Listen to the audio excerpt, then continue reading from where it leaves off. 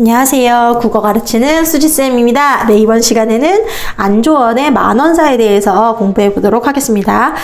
수능 특강을 보면요, 안도환이라고 나와 있어요. 저는 그거 깜짝 놀랐어요. 저는 깜짝 놀랐어요. 왜냐면 제가 지금 한 15년 정도째 국어를 가르치고 있는데 저는 지금까지 안조원인 줄 알았거든요. 안조원인 줄 알았는데, 그래서 맨날 그냥 뭐 얘기할 때마다 안조원의 만원사, 안조원의 만원사 이렇게 얘기했는데 수능 특강에 안도환이라고 나와 있는 거예요. 그래서 제가 뭐지? 내가 지금까지 가르치던 게 뭐지? 막 이런 혼란에 빠졌다니까요. 그리고 잠깐 동안은 이게 오타가 아닌가 이런 생각도 했었어요. 근데 찾아보니까 같은 사람이에요. 같은 사람이고요. 어떤 책에는 이 사람의 이름이 안조원이라고, 그 조선시대 때 쓰여진 책에 안조원이라고 되어 있고, 어느 책에는 안도환이라고 되어 있는 거예요. 네. 근데 이제 저는 지금까지 안조원인 줄 알고 있었던 거죠. 네. 어떤 게 진짜 이름일까요? 네. 자, 만원사 제목부터 보도록 할게요. 만원사라는 제목은요, 만이 뭐예요? 가득 차다, 넘치다, 엄청 많다. 언이 뭐예요? 언은 말이죠. 말이 엄청 많습니다. 보세요, 한번. 말이 얼마나 많은가. 자, 한번 보실래요? 이거 보세요. 이거 언제 나요? 자, 이거는요, 안조원의 만원사. 이 작품은, 이 안조원이라는 사람이, 유배를 갔어요. 어디로 갔냐면, 추자도라는 섬으로 유배를 갔는데, 우리가 지금까지 배워온 유배를 간 작품들, 지난 시간에 했나요, 제가? 네. 어쨌든 3인곡 있죠. 이 만원사 앞에 있던 그 3인곡 같은 경우에는, 자, 보세요.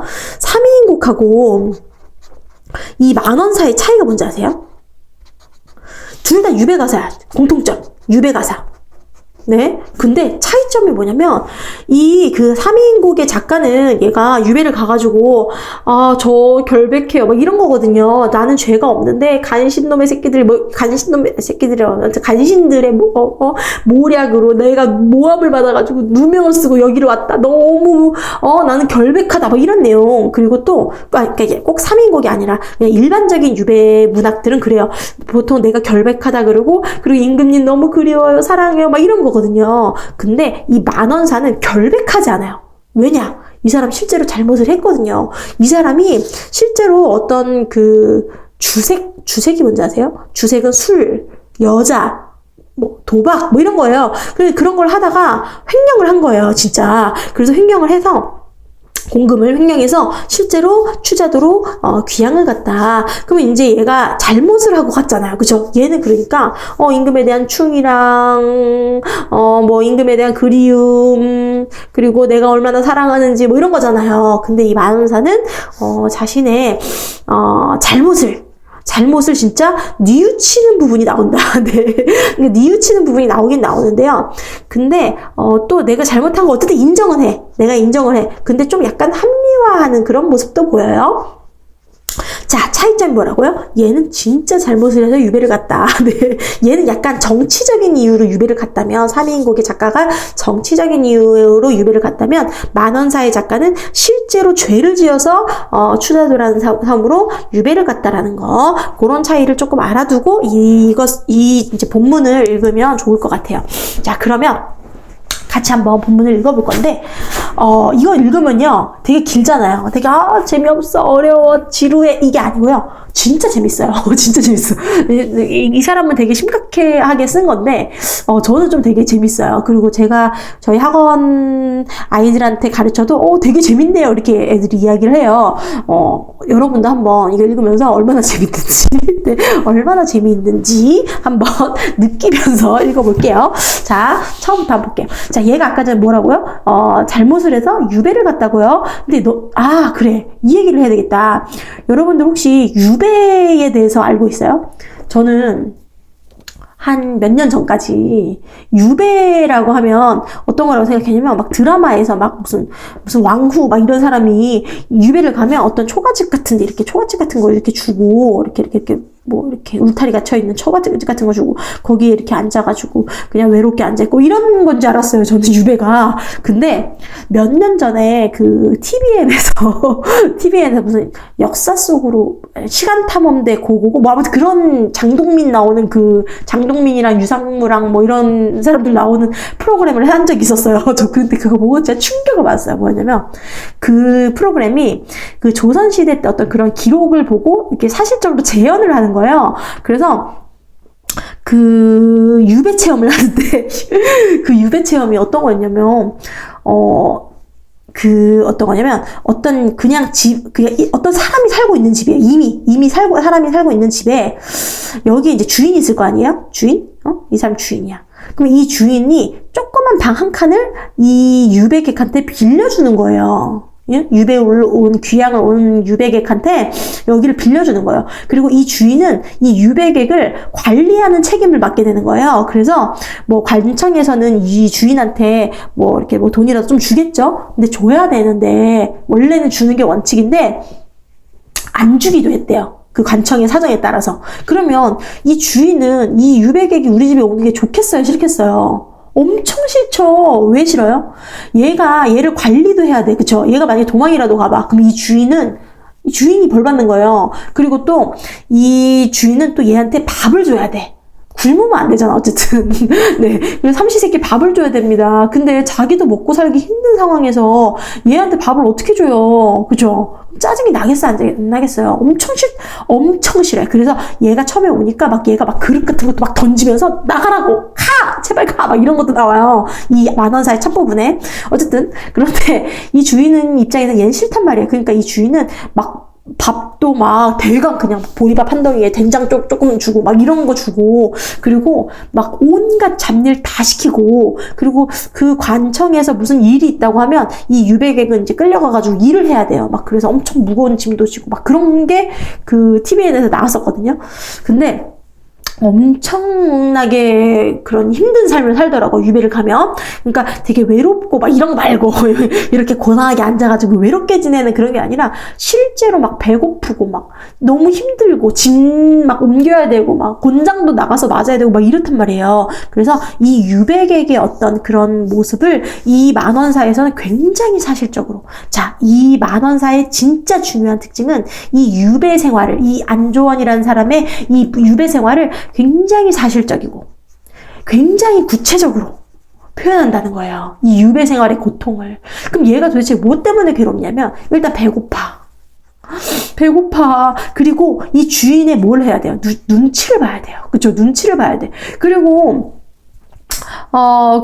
옷도 너무 더럽고 빨지도 못하니까, 그리고 땀 냄새 쩔고 그런 되게 사실적으로 그런 모습을, 그런 유배객의 힘든 모습을, 괴로운 고통스러운 모습을 사실적이고 구체적으로 묘사한다라는 게 이 만원사의 특징입니다. 자, 이제 한번 볼게요. 아마도 할 일 없어 생애를 생각하고. 할 일이 없다는 건 할 줄 아는 일이 없어서, 아니면 할 일 없어서, 만약에 이게 지금 원문이 뭔지 모르는데 수능 특강에서 지금 할 일 없어라고 나왔는데 원문에 할 일 없어라고 나왔을 수도 있어요. 할 일 없어는 어쩔 수가 없어서 이런 뜻이거든요. 어쨌든 할 일이 없다는 거는 내가 할 수 있는 일이 없어서, 또는 할 줄 아는 일이 없어서, 아니면 어쩔 수 없어서. 됐죠? 생애를 생각한다는 건 뭐냐면 먹고 사는 일이에요.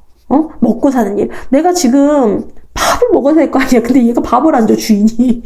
네, 그래서 내가 이 먹고 사는 일을 생각하고, 그럼 이제 내가 돈을 벌어야 되는데, 뭔가를 해가지고, 근데 고기 낚기를 하자 하니, 낚시를 하자 하니, 물머리를 어찌할꼬. 물머리는 멀미야, 배멀미. 이 멀미를 어찌해. 아유, 진짜 한심하게, 그죠? 나 고기 낚시도 못해. 그래서, 나무배기를 하자 하니, 힘이 모자라 어찌하며, 자리치기 신삼기는 모르거든 어찌하리. 자, 여기 보세요. 자, 일단 몇 음보예요? 4음보죠. 아마도 할 일 없어 생일을 생각하고, 고기 낚기 하자 하니 물멀리를 어찌하고, 나무배기 하자 하니 힘모자를 어찌하며. 보이죠? 자리치기 신삼기는 모르거든 어찌하리. 아시죠? 자, 가사는 무조건 몇 음보예요? 가사는 4음보예요. 그죠? 4음보고 연속체다. 연속체는 길이에 제한이 없다. 자, 그럼 계속 볼게요. 고기 낚시를 하자고 하니 멀미 때문에 못하고, 나무배기 하자 하니 힘이 모자라 못하고, 자리치기 신삼기든 할 줄 모르는데 어찌하리. 이 무슨 서리법. 그죠? 서리법. 자, 여기 또 무슨 법이 있어요? 뭐뭐를 어찌하고 뭐뭐를 어찌하며 열거 있고요. 그리고 문장 구조가 유사하죠. 그죠? 유사한 문장 구조의 반복, 통사 구조의 반복, 대구법이죠. 그죠? 대구, 열거, 대구, 서리. 거의 대부분의 가사에는 열거, 대구, 서리는 기본 장착이에요. 기본 장착. 자, 계속 볼게요. 어와 할 일 없다. 자, 어와 뭐예요? 감탄사니까 영탄이죠. 할 일 없다. 동량이나 하여보자. 내가 할 줄 아는 게 없어. 그쵸? 되게 무능력하네요, 이 사람. 평생 관리만 해왔기 때문에, 뭐, 낚시도 못하고, 나무배기도 못하고, 자리치기, 신삼기, 그 자리 꼬는 거 있잖아. 뭐, 할 줄 모르는데 어찌하리. 정말 할 일 없다. 동량이나 하여보자. 동량, 구걸해보자. 자, 탈만 것 갓숙이고, 호중치막 띠끄르고, 총만 남은 헌집신에 세살부채 차면하고, 남초 없는 빈 담뱃대 소일조로 가지고서 비슥비슥 걷는 걸음마다 눈물 난다. 여기까지. 자, 여기까지가 뭐예요? 자신의 외양을 묘사를 합니다. 자신의 외양, 옷차림 같은 거요. 탈만 것은 탈만 것의 갓, 호중치막에 띠끄르고, 그리고 총만 남은 헌집신에 세살부채는 뭐냐면, 이렇게, 부채가 이렇게 생겼으면, 이렇게 살 있잖아요. 근데 이 중간에 있는 종이는 없고, 살만 있는 거야. 이렇게 살만. 네. 세살부채로 차면하고, 얼굴을 가리고, 남초 없는 빈 담뱃대. 그러니까 담뱃대 뭔지 알죠? 이렇게 생긴 거. 곰방대 여기 안에 담배가 들어있어야 되잖아요. 그죠? 풀이 들어있어야 되는데, 그게 없어. 돈 없어서 살 수가 없어. 그래서 그냥 이렇게 폼으로 남초 없는 빈 담뱃대 소일조로 가지고서 비슥비슥 뭐예요? 음성상징어죠. 그쵸? 음성상징어. 뭔가 비실비실 같은 그런 느낌이 들어요. 그래서 지금 화자에 되게 막 힘이 없는, 그죠? 그런 모습을 보여줘요. 네. 비슥비슥 걷는 걸음마다 눈물 난다. 여기까지. 그죠? 여기까지 뭐 별거 없죠? 그죠? 네. 자, 넘어가 볼게요. 자, 그런데 내가 지금 처지가 너무 슬퍼. 그래서 내가 못 믿겠어. 지금 이게 꿈인지 현실인지 모르겠어. 그래서 세상 인사 꿈이로다. 내일 더욱 꿈이로다. 이거 다 꿈이야. 나 이거 현실을 내가 받아들일 수가 없어. 세상 인사 꿈이로다. 내일 더욱 꿈이로다. 엊그제는 부귀자요. 오늘 아침 빈천자라. 자, 엊그제는 과거죠. 그죠? 과거에는 부귀자였는데 오늘 아침 현재에는 뭐다? 빈천자래. 가난하대. 그쵸? 그럼 과거와 현재를 뭐 했다? 대조하고 있다. 이것도 이 작품의 굉장히 중요한 특징이에요. 과거와 현재를 대조하고 있다. 그러니까 과거와 현재를 대조하면 현재가 더 비참하죠. 그죠? 과거에 진짜 잘 나갔는데 근데 지금 지금 너무나 빈곤하고 고통스럽기 때문에 현재의 처지를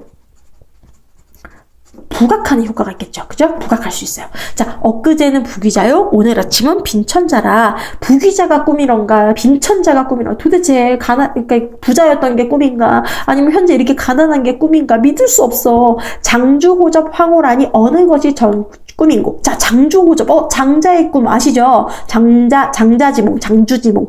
그 장자가 꿈에서 나비를 만났는데, 그죠? 호랑나비를 만났는데, 그 호랑나비가 나인지, 내가 호랑나비인지 모르겠다라는 거예요. 그 장주호접 황홀하니 어느 것이 정꿈인고, 한단치보가 꿈인가, 남가초려 큰 꿈인가, 화서몽, 칠원몽, 남가일몽 깨고 나서, 자, 여기까지. 이거 지금 뭐예요? 지금 여러 가지 꿈과 관련된 고사를 인용해서 열거한 거예요. 자, 다시 보세요. 장주호접, 이거 아까 그 장자의 꿈이라 그랬죠? 한단치모, 이것도 여러분들 그 수능 특강에 다 써있어요. 이렇게 별표되어 있는 거는. 남양초려, 이거 다 고사예요. 중국고사. 화서몽, 칠원몽, 이거 다 고사입니다. 남가일몽, 이것도 다 꿈과 관련된 고사예요. 고사를 이용해서 열거하고 있다.